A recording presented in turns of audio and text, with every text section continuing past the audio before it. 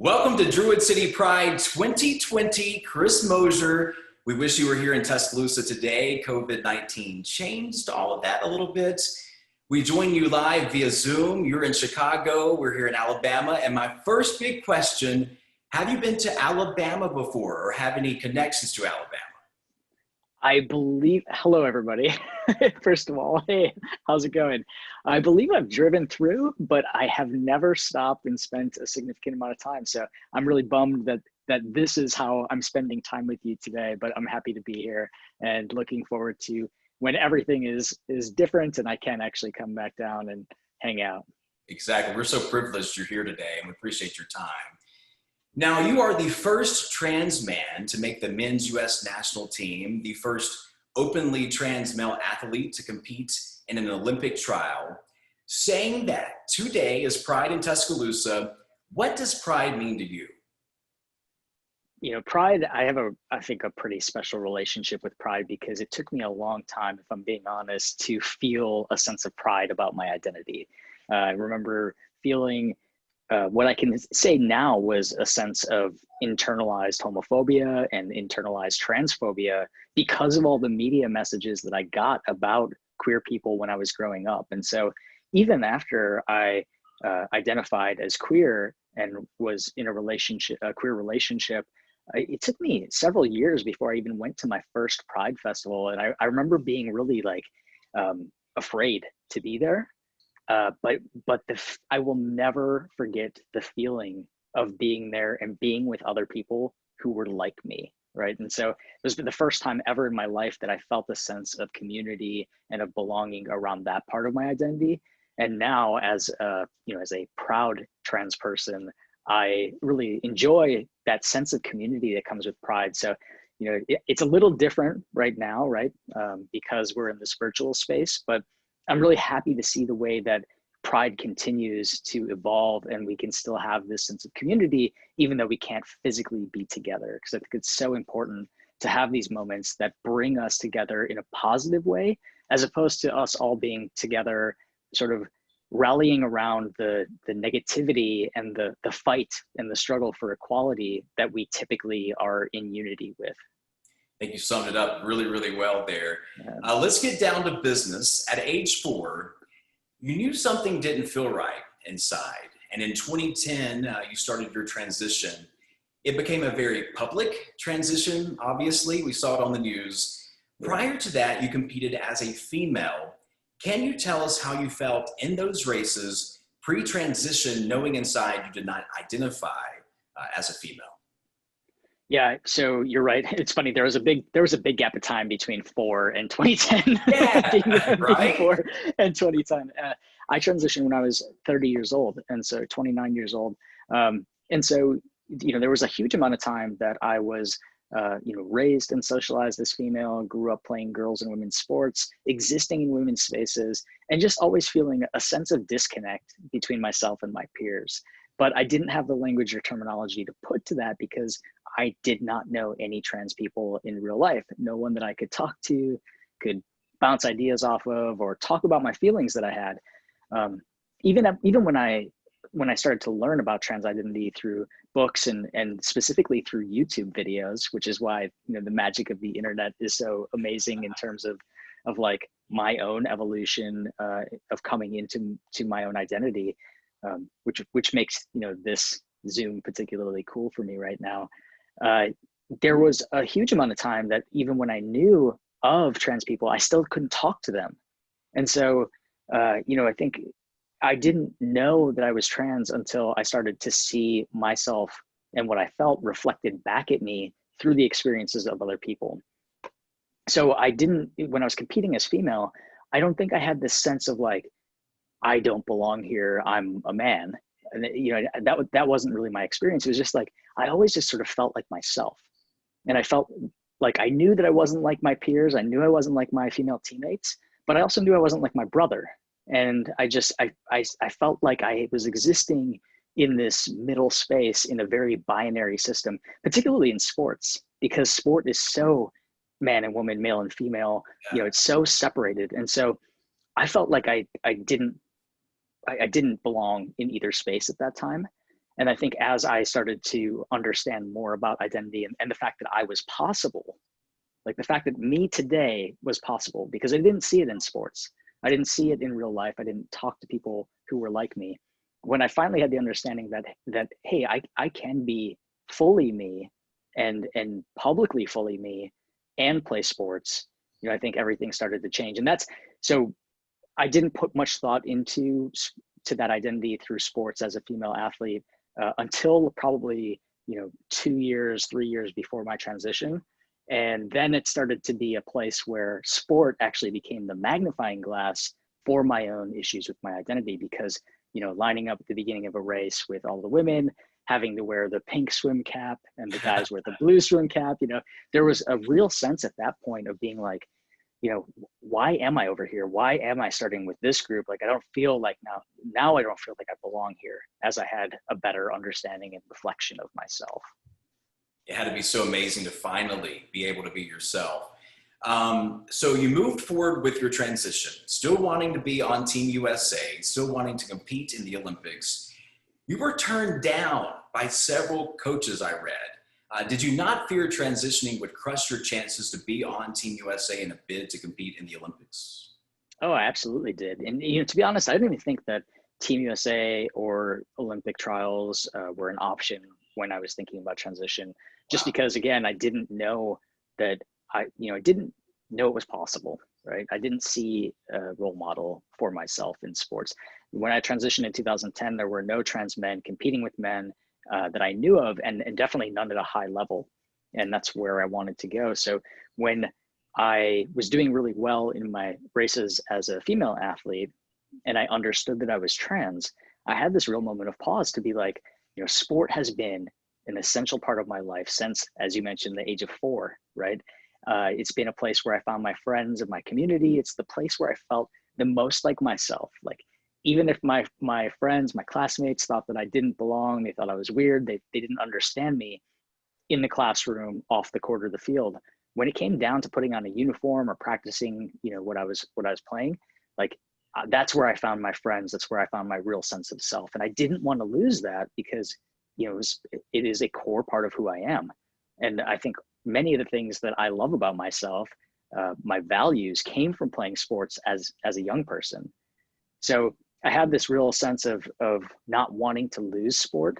And what really happened was, I didn't have this big bold moment where I was like, okay, I'm just gonna, I can do this and I'm going to make the Olympic trials. It really was, okay, I can't exist in the world like this anymore, where I'm so uncomfortable in the other 90% of my life outside of sports, like being called she, existing, having to use women's spaces. It became much worse than the happiness of playing sports. And so that was really the decision that I made. I thought that I was going to lose it all, to be honest. I didn't know. Delayed my transition for 1.5 years after I had that sense of self, and then made the decision to do it. And then just kind of did it without expectations. I did it because I wanted to see how far I could push my body. I wanted to see how far I could go. And then I think I kind of had this sense of like, well, people are saying that it can't be done, but if anyone can do it, why can't I?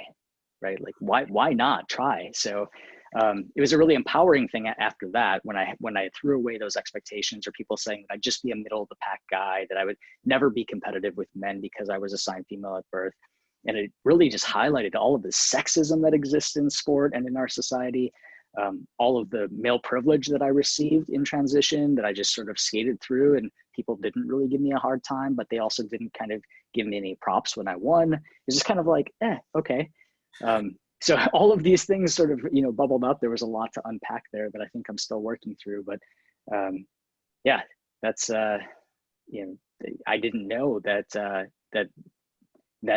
it would be possible to be here today if you would have asked me 10, 12 years ago. Yeah, and now you found freedom, and we're so thankful for that. Then you had to challenge IOC policy. That's when we got to know about Chris Mosier, the International Olympic Committee, of course. It is no joke. According to ABC News, trans athletes had to undergo genital reassignment surgery before you started fighting back. Now, female to male athletes like yourself can compete in the Olympics. What was it like challenging the IOC? That's pretty big.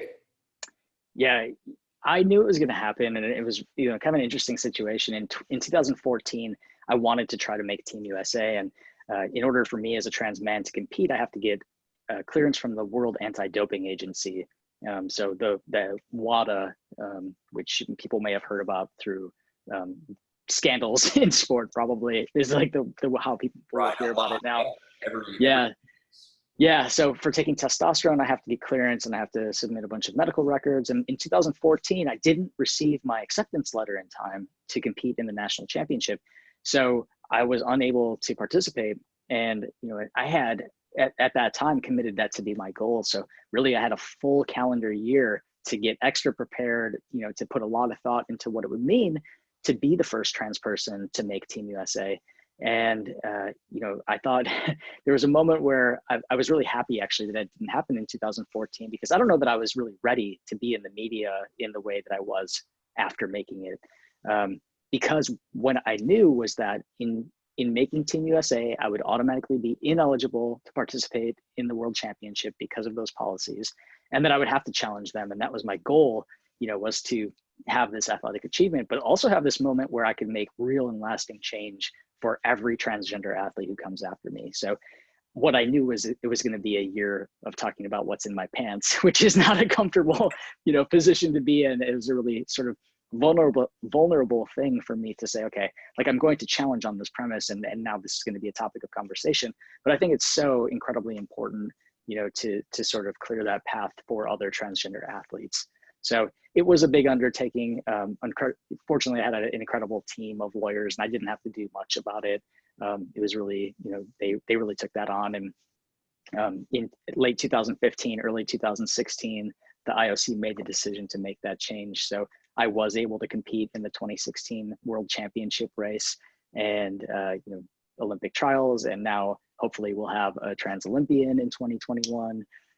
And I'm super happy that that's my legacy, to say all of that is from that change. And it's still not over, right, for trans athletes, especially the, I believe, male to female athletes?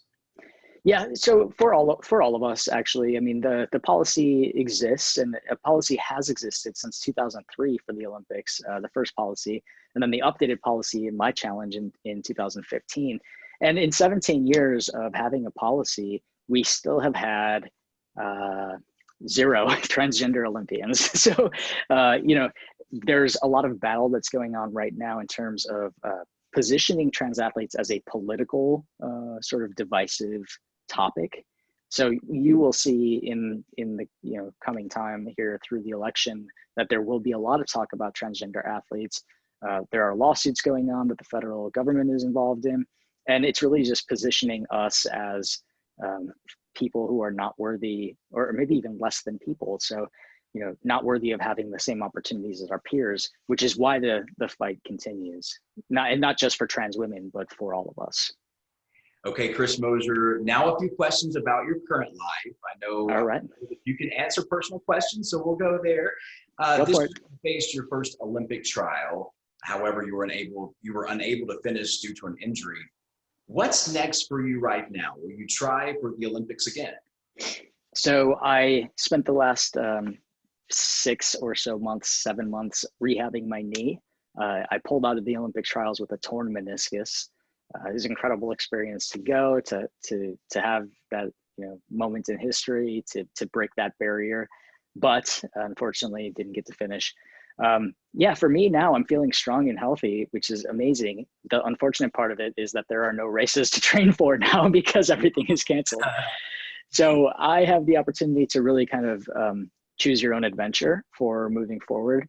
I'm still sponsored by Nike. I'm still a member of Team USA. My World Championship race was canceled this year, but will happen next year. So that's a definite yes for what's going on. And then for the Olympics, we're still waiting to hear about the Olympic trials for 2021, or if the process for choosing the team will look different, if it might be by points or something like that. So it's not totally off the table. I don't think that it's actually part of my future to make it there as an athlete, just based on the fact that I came into it. And for folks who don't know, I came into race walking. So people know me as a duathlete, which is run, bike, run, and as a triathlete, which is swim, bike, run. But last year, in an effort to sort of break that Olympic trials barrier, I started race walking, and picked it up after it was probably 6 months of racing before I was at the trials. And so, I'm new to the sport. It would be pretty presumptuous of me to say I could just step right in and be an Olympian, to pay honor to the people who have made their life's work, being a race walker. I definitely have a lot of respect for them. So yeah, I'll definitely be in the mix. I'll be at the World Championships. I'll be representing, USA on my jersey, and not sure what racing will look like in the future. So I'll just try to stay in as good of shape as I can and as motivated as I can until then.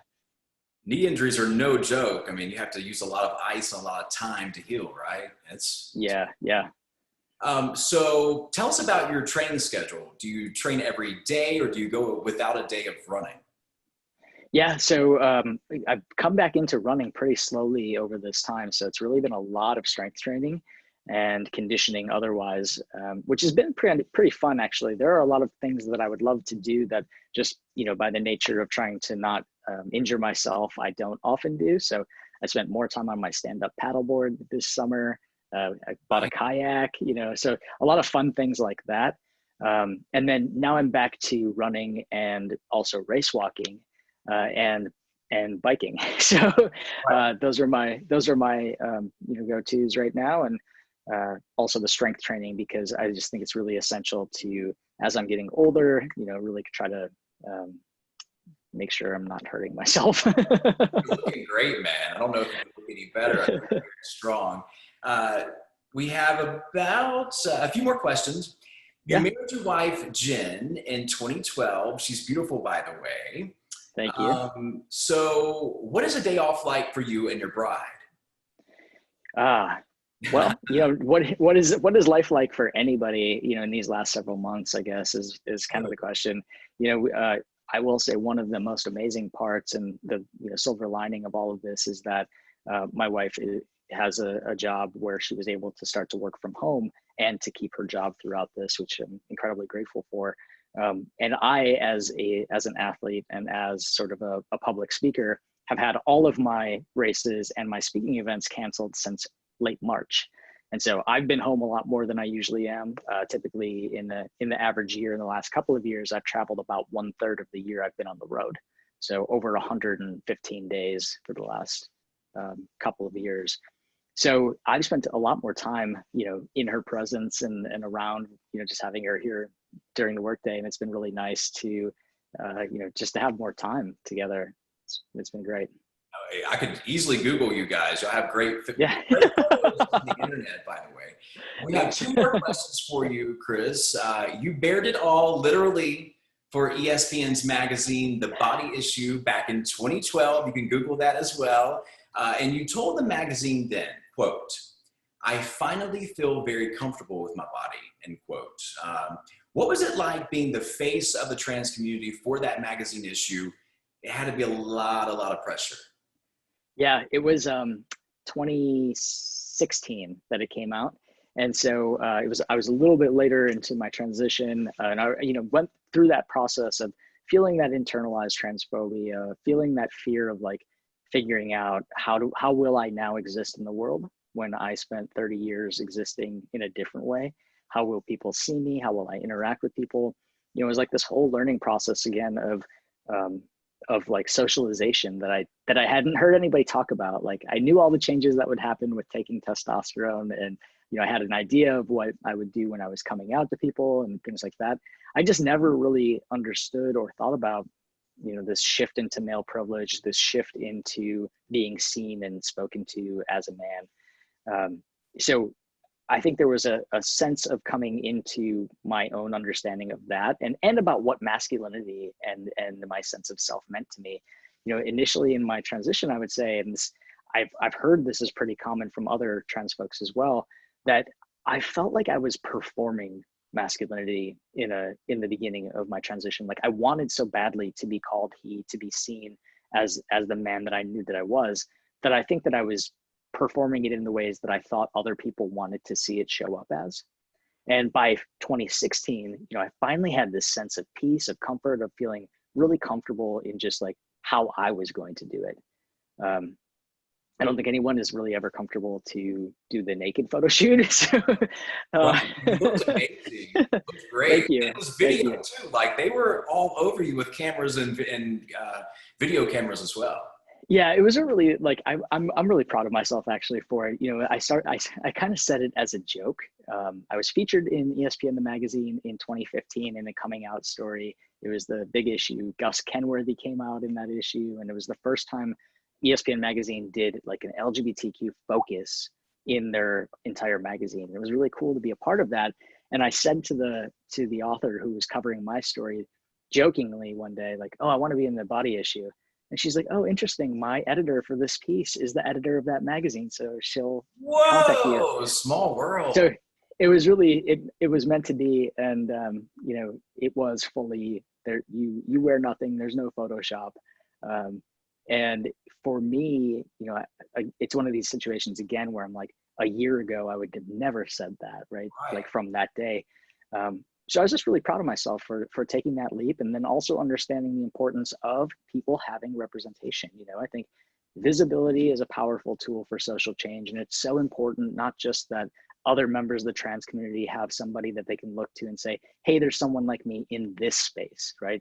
But also for cisgender folks, for our allies, for parents of trans kids to also see me in that magazine and say, you know, like Chris is an athlete, right? And who happens to be transgender. It was just like part of, you know, creating or destroying the sort of myths around who trans people are and how people make us out to be. It just felt like a really powerful moment. What a big moment. So much vulnerability you showed there.